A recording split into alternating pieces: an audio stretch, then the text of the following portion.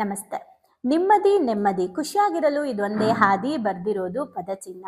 ಬನ್ನಿ ನಮ್ಮ ಮುಂದಿನ ಚಾಪ್ಟರ್ನ ಓದೋದಲ್ಲ, ಅದೇ ಚಾಪ್ಟರ್ನ ಕಂಟಿನ್ಯೂ ಮಾಡೋಣ. ಪಯಣ. ಸೊ ಪಯಣದಲ್ಲಿ ನಿನ್ನೆ ನಾವು ಪ್ರಕೃತಿಯಿಂದ ಏನೇನು ಕಲ್ತ್ವಿ ಅಂತ ನೋಡಿದ್ವಿ. ಇನ್ನು ರಿಮೈನಿಂಗ್ ಏನೆಲ್ಲ ಗುರು ದತ್ತಾತ್ರೇಯ ಅವರು ಕಲ್ತ್ಕೊಂಡ್ರು ಅಂತ ನೋಡೋಣ. ನಾವು ಕಲಿಬೇಕು. ಈಗ ಹದ್ದುಯಿಂದ ಏನು ಕಲಿಬಹುದು? ಒಂದು ತುಂಡು ರೊಟ್ಟಿಯನ್ನು ಹದ್ದು ತನ್ನ ಕೊಕ್ಕಿನಲ್ಲಿ ಇಟ್ಟುಕೊಂಡು ಹೋಗುತ್ತಿತ್ತು. ಅದನ್ನು ಕಂಡ ಕೆಲವು ಕಾಗೆಗಳು ಆ ರೊಟ್ಟಿಯನ್ನು ಪಡೆಯಬೇಕು ಎನ್ನುವ ಆಸೆಗೆ ಒಳಗಾದವು. ಆ ಹದ್ದನ್ನು ಹಿಂಬಾಲಿಸಿದ ಕಾಗೆಗಳು ಕಾ ಕಾ ಅಂತ ಚೀರುತ್ತಾ ಹದ್ದಿಗೆ ಕಿರಿಕಿರಿ ನೀಡಿತು.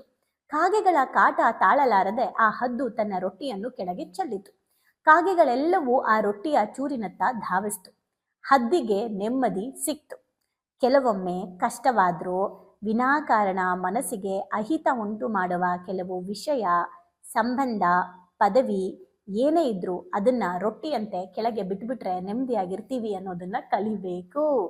ಕೆಲವೊಂದು ಐಡೆಂಟಿಟಿ, ಈಗೋ, ಅಧಿಕಾರ, ರೆಕಗ್ನಿಷನ್ಸ್, ಕೆಲವು ಸಂಬಂಧಗಳು ಇರಿಟೇಟ್ ಮಾಡ್ತಾ ಇರ್ತಾರೆ, ರಿಪೀಟೆಡ್ಲಿ ನಮ್ಮ ಗ್ರೋತಿಗೆ ಅಡ್ಡಿ ಮಾಡ್ತಾ ಇರ್ತಾರೆ, ಪದೇ ಪದೇ ನಮಗೆ ಕಿರಿಕ್ ಮಾಡ್ತಾ ಇರ್ತಾರೆ, ಏನೇ ಆಗಿರ್ಬೋದು. ಇದೆಲ್ಲವೂ ಕೂಡ ಸಮಟೈಮ್ಸ್ ಅದನ್ನು ಸೈಡಿಗೆ ಬಿಡೋದು ನೆಮ್ಮದಿಗೋಸ್ಕರ ಒಳ್ಳೆಯದು. ಇದನ್ನ ಹದ್ದುಯಿಂದ ಕಲಿಬೇಕು.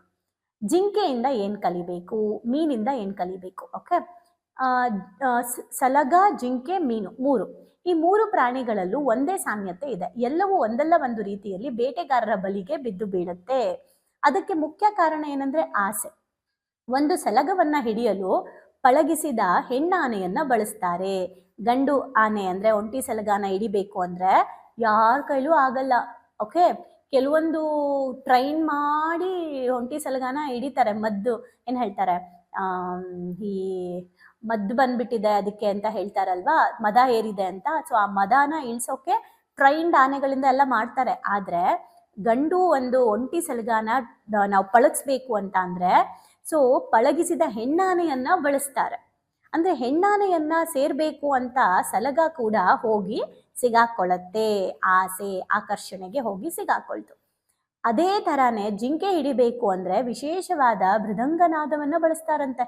ಜಿಂಕೆ ಹಿಡಿಬೇಕು ಅಂದ್ರೆ ಮೃದಂಗ ಬಳಸಿದ್ರೆ ಆ ಜಾಗಕ್ಕೆ ಜಿಂಕೆಗಳು ಬರುತ್ತಂತೆ. ಹಂಗ್ ಮಾಡಿ ಜಿಂಕೆಗಳನ್ನ ಹಿಡಿತಾ ಇದ್ರಂತೆ ಬೇಟೆಗಾರರು. ಅದೇ ತರ ಮೀನನ್ನ ಹಿಡಿಬೇಕು ಅಂದ್ರೆ ಗಾಳಕ್ಕೆ ಒಂದು ಎರೆಹುಳನೋ ಏನೋ ಎರೆಹುಳ ಅಥವಾ ಏನೋ ಒಂದು ಸಿಗಿಸ್ಬಿಟ್ಟು ಹಾಕಿದ್ರೆ ಮೀನ್ ಬಂದು ಆ ಚಿಕ್ಕದನ್ನ ತಿನ್ನಕ್ಕೆ ಬಂದ್ಬಿಡ್ತಿತ್ತಂತೆ.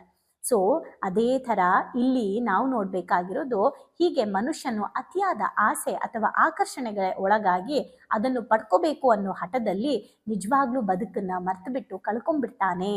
ಇದನ್ನ ಕಲಿಬೇಕು ಇವರಿಂದ. ಅಂದ್ರೆ ಹೆಣ್ಣು, ಊಟ ಆ್ಯಂಡ್ ಆಕರ್ಷಣೆ. ಸೊ ಇದೆಲ್ಲದ್ರಲ್ಲೂ ಕೂಡ ನಾವು ಕಂಟ್ರೋಲ್ದಲ್ಲಿರ್ಬೇಕು ಅಂತ ತಿಳ್ಕೊಬೇಕು.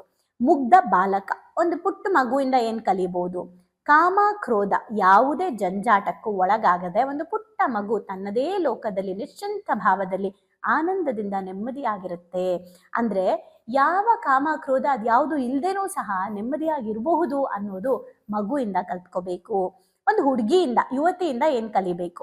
ಒಂದು ಮನೆಯಲ್ಲಿ ಒಬ್ಬ ಯುವತಿ ಕೆಲಸದಲ್ಲಿ ವ್ಯಸ್ತರಾಗಿದ್ದಾಗ ಅತಿಥಿಗಳು ಬಂದರಂತೆ. ಕೈಯಲ್ಲಿದ್ದ ಬಳೆಗಳು ಹೆಚ್ಚಾಗಿ ಸದ್ದು ಮಾಡುತ್ತಿದ್ದು ಅನ್ನೋ ಕಾರಣಕ್ಕೆ ಕೈಯಲ್ಲಿ ಒಂದೊಂದೇ ಬಳೆಗಳನ್ನು ಉಳಿಸಿಕೊಂಡಂತೆ, ಸೌಂಡ್ ಬರುತ್ತೆ ಅಂತ. ಶಾಂತಿ ಬೇಕು ಅಂದ್ರೆ ಮೌನದಲ್ಲಿರಬೇಕು, ಮೌನ ಇರಬೇಕು ಅಂದ್ರೆ ಏಕಾಂತ ಒಂದೇ ದಾರಿ ಎಂಬ ಪಾಠ ಯುವತಿಗೆ ಗೊತ್ತಾಯ್ತಂತೆ. ಕೈ ತುಂಬಾ ಬಳೆ ಹಾಕೊಂಡು ಇರಿಟೇಟ್ ಆಗ್ತಾ ಇದೆ ಅಂತ ಹೇಳಿ ಬಳೆ ಹಾಕೋಬೇಕು. ಎಲ್ಲಾ ಬಳೆ ತೆಗೆದು ಒಂದ್ ಬಳೆ ಹಾಕೊಂಡ್ಲಂತೆ. ಆ ಸೌಂಡ್ ಕಡಿಮೆ ಆಯ್ತಲ್ಲ, ಅದ್ರ ಅರ್ಥ ಒಂಟಿಯಾಗಿದ್ದಾಗ ಸೌಂಡ್ ಕಡಿಮೆ ಇರುತ್ತೆ ಅಂತ. ಸೊ ಸಮಟೈಮ್ಸ್ ಏಕಾಂತದಲ್ಲಿರ್ಬೇಕು, ಮೌನವಾಗಿರ್ಬೇಕು ಅಂದ್ರೆ ಜನಗಳ ಜೊತೆ ತುಂಬಾ ಇರೋದಲ್ಲ ಅಂತ. ವೇಶ್ಯೆಯಿಂದ ಏನ್ ಕಲಿಬಹುದು? ವೇಶ್ಯೆಯಿಂದ ಕೂಡ ಕಲಿಬಹುದು. ಏನು? ಪಿಂಗಲೆ ಎಂಬ ವೇಶ್ಯೆ ಇದ್ರಂತೆ. ಒಂದು ಹುಣ್ಣಿಮೆಯ ರಾತ್ರಿ ಸಿಂಗಾರ ಮಾಡಿಕೊಂಡು ಯಾರಾದರೂ ಗಿರಾಕಿ ಸಿಗಬಹುದು ಅಂತ ಕಾಯ್ತಾ ಇದ್ಲಂತೆ. ಆದ್ರೆ ಯಾರೂ ಬರಲಿಲ್ಲ. ಕೊನೆಯಲ್ಲಿ ಯಾರೂ ಬೇಡ ಅಂತ ತೀರ್ಮಾನಿಸಿ ನಿದ್ದೆ ಮಾಡಿದ್ಲಂತೆ. ಅಂದು ಆಕ್ಚುಲಿ ಅವಳು ನೆಮ್ಮದಿಯಿಂದ ನಿದ್ರೆ ಮಾಡಿದ್ಲಂತೆ. ಇದರ ಅರ್ಥ ವಿರಕ್ತಿಯಲ್ಲೂ ನೆಮ್ಮದಿ ಇದೆ. ಅಂದ್ರೆ ಇಂಥದ್ದೆಲ್ಲ ಮಾಡಿದ್ರೆ ಅಂತ ಅಲ್ಲ, ಅದನ್ನ ತ್ಯಜಿಸೋದ್ರಲ್ಲೂ ಸಹ ನೆಮ್ಮದಿ ಇದೆ ಅನ್ನೋದನ್ನ ಕಲ್ತ್ರಂತೆ. ಬಾಣ ತಯಾರಿಸುವವನು ತಾನು ಬಾಣ ತಯಾರಿಸುತ್ತಿದ್ದ ವೇಳೆಗೆ ತನ್ನ ಪಕ್ಕದಲ್ಲೇ ರಾಜನ ಮೆರವಣಿಗೆ ಸಾಕ್ತಾ ಇದ್ರು ಕೂಡ ಅವರು ಬಾಣವನ್ನ ತಯಾರಿಸಿದ್ರ ಮೇಲೆ ಗಮನ ಕೊಟ್ಟಿರ್ತಾರೆ. ನಾವು ಹಾಗೆ ಏನೇ ನಡೀತಾ ಇದ್ರು ಜೀವನದಲ್ಲಿ ನಮ್ಮ ಗುರಿಗಳ ಕಡೆ ಮಾತ್ರ ಫೋಕಸ್ಡ್ ಆಗಿರ್ಬೇಕು. ಸೊ ಅಲ್ಲೇನೋ ನಡೀತಿದೆ ಅಂತ ನಾವು ಕೂಡ ಹೋಗಿ ಅದನ್ನ ನೋಡೋದಲ್ಲ. ಹಾವು ಸದಾ ಒಂಟಿಯಾಗಿ ಇದ್ದರೂ ಖುಷಿಯಿಂದ ಇರುತ್ತದೆ. ಈ ಏಕಾಂತದ ವಾಸವನ್ನು ಹಾವಿನಿಂದ ಕಲಿಯಬೇಕು. ಹಾವು ಫ್ಯಾಮಿಲಿ ಒಟ್ಟಿಗೆ ಇರೋದಿಲ್ಲ, ಅದು ಸೇರೋ ಟೈಮಲ್ಲಿ ಅಷ್ಟೇ, ಆಮೇಲೆ ಎಲ್ಲ ಒಂಟಿಯಾಗೇ ಇರುತ್ತೆ. ಹಾಗೆ ನಾವು ಕೂಡ ಒಂಟಿಯಾಗಿದ್ರೂ ಖುಷಿಯಾಗಿರೋದನ್ನ ಕಲಿಬೇಕು. ಜೇಡರ ಹುಳ ತಾನೇ ಬಲೆಯನ್ನು ನಿರ್ಮಿಸಿ ಅದರೊಳಗೆ ಇದ್ದು ನಂತರ ಅದನ್ನೆಲ್ಲ ತಾನೇ ತಿನ್ನುತ್ತದೆ. ಹಾಗೇನೆ ನಾವು ಕೂಡ ಎಲ್ಲವೂ ದೈವದಿಂದಲೇ ಶುರುವಾಗಿದೆ, ಅಲ್ಲಿಯೇ ಲೀನವಾಗುತ್ತೆ ಅನ್ನೋ ಸತ್ಯನ ತಿಳ್ಕೋಬೇಕು. ಸೊ ಭ್ರಮರಿ ಅದೊಂದು ಬಗೆಯ ಭ್ರಮರಿ ಇದೆ. ಕೀಟವನ್ನು ಹಿಡಿದು ತಂದು ಒಂದು ಗೂಡಲ್ಲಿ ಇಟ್ಕೊಂಡು ಅದಕ್ಕೆ ಆಗಾಗ ಅದಕ್ಕೆ ಬಂದು ಕುಟುಕಿ ಹಿಂಸೆ ನೀಡುತ್ತೆ. ಅದರಿಂದ ನೆರಳಿ ಕೀಟ ಕ್ರಮೇಣ ತಾನೇ ಭ್ರಮರಿಯಾಗಿ ಪರಿವರ್ತನೆ ಆಗಿಬಿಡುತ್ತೆ ಅಂತೆ. ಆ ಗೂಡನ್ನು ಮುರಿದು ಹೊರಕ್ಕೆ ಹೋಗುತ್ತದೆ. ಏನನ್ನು ಉತ್ಕಟವಾಗಿ ಯೋಚಿಸುತ್ತಿದ್ದೇವೋ ಅದೇ ಆಗುತ್ತೇವೆ ಎನ್ನುವ ಪಾಠ ಇದು.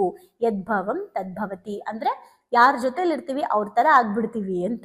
ಸೊ ಹಾಗಾಗಿ ಹೀಗೆ ಪ್ರಕೃತಿಯ ಒಂದೊಂದು ಶಕ್ತಿಯು ಘಟನೆಯು ಜೀವನದ ಒಂದೊಂದು ಮುಖದ ಪರಿಜ್ಞಾನವನ್ನು ಮೂಡಿಸುತ್ತದೆ. ವಿಶ್ವವೇ ಒಂದು ವಿಶ್ವವಿದ್ಯಾಲಯ. ಗುರು ಎಲ್ಲೆಲ್ಲೂ ಇದ್ದಾರೆ, ಅಂತರ್ಯಾಮಿಯಾಗಿರುತ್ತಾರೆ. ಪ್ರತಿ ಹಂತದಲ್ಲೂ ಪ್ರತಿ ರೂಪದಲ್ಲೂ ನಮಗೆಲ್ಲ ಒಂದಲ್ಲ ಒಂದು ಪಾಠ ಕಲಿಸುತ್ತಾರೆ. ಅದನ್ನು ಕಲಿಯುವ ಗುಣ ಇರಬೇಕು, ಕಲ್ತವರಿಗೆ ನೆಮ್ಮದಿ ಸಿಗುತ್ತೆ. ಸೊ ಎಷ್ಟು ಬ್ಯೂಟಿಫುಲ್ ಆಗಿತ್ತು ಪ್ರಕೃತಿಯಿಂದ ಕಲಿಯೋದು. ಮೇ ಬಿ ಇವತ್ತಿಂದ ನಾವು ಪ್ರಕೃತಿನ ನೋಡೋ ದೃಷ್ಟಿಕೋನ ಬದಲಾಗುತ್ತೆ, ನೋಡೋ ರೀತಿ, ನೋಡೋ ದೃಷ್ಟಿಕೋನ ಎಲ್ಲವೂ ಬದಲಾಗುತ್ತೆ ಅನ್ಕೋತೀನಿ. ಸೊ ಏನು ಅಬ್ಸರ್ವ್ ಮಾಡಿದ್ರಿ ನೀವು, ಏನೇನೆಲ್ಲ ನಾವು ಅಳವಡಿಸ್ಕೋಬಹುದು, ಯಾವ್ಯಾವುದು ಹೌದಲ್ವಾ ಅಂತ ನಿಮ್ಗೆ ಏನು ಅನ್ನಿಸ್ತು ಅಂತ ಕಮೆಂಟ್ ಮಾಡಿ. ಆ್ಯಂಡ್ ತುಂಬ ಜನಕ್ಕೆ ಶೇರ್ ಮಾಡಿ, ಒಳ್ಳೆಯ ವಿಚಾರ ಹಂಚ್ಕೊಳ್ಳೋಣ. Thank you.